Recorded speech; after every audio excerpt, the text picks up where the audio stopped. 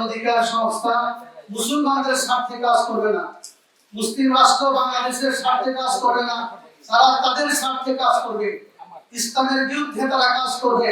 অতএব কোরআনের সিদ্ধান্ত, তারা আমাদের আপন নয়, তারা আমাদের বন্ধু নয়।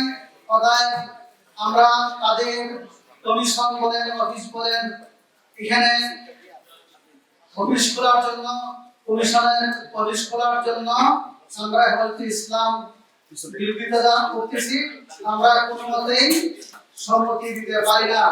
সরকার বলছে সবার সাথে আলোচনা করবে।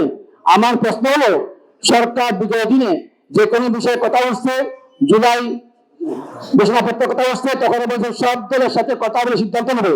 কিন্তু এখন সব দলকে, সব পক্ষকে অন্ধকারে রেখে সরকার কেন তাড়াহুড়ো করে যা চুক্তি করলেন, পরে আবার আলোচনা আসছেন।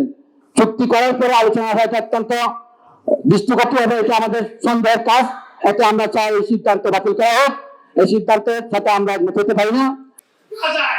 মানবতার যে মিশন ছিল, এই মিশনকেও ইসরায়েল ধ্বংস করে দিয়েছে। যে মানবাধিকার মিশন নিজের অস্তিত্ব রক্ষা করতে পারে না, নিজের অধিকার রক্ষা করতে পারে না, তারা আমাদের দেশে এসে কিসের মানবাধিকার প্রতিষ্ঠিত করবে?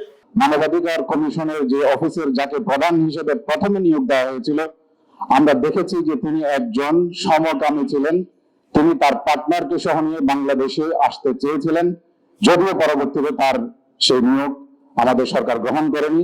কিন্তু এই প্রচেষ্টার মাধ্যমে আমাদের জন্য একটা সূক্ষ্ম ইঙ্গিত আছে যে এই কমিশন বাংলাদেশে খোলার মাধ্যমে এই দেশের মানুষের ধর্মীয় এবং নৈতিক এবং সামাজিক যে মূল্যবোধ, সেই মূল্যবোধকে বিনষ্ট করার একটা পায়তারা এবং ষড়যন্ত্র এই কমিশনের মাধ্যমে বাংলাদেশের মাটিতে বাস্তবায়ন হবে।